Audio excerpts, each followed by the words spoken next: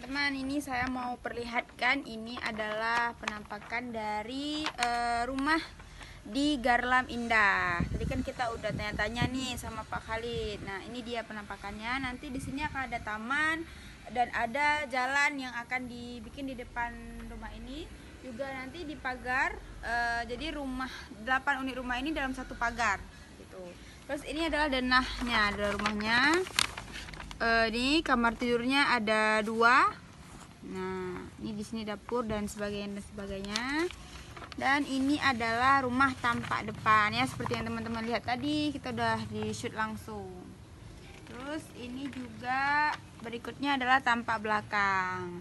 Nah, teman-teman, di rumah ini gitu, dia nggak dempet ya. Jadi per rumah itu satu dan ada gang di antara, dan satu unit rumah ke rumah yang lain itu ada gangnya. Nah, seperti itu.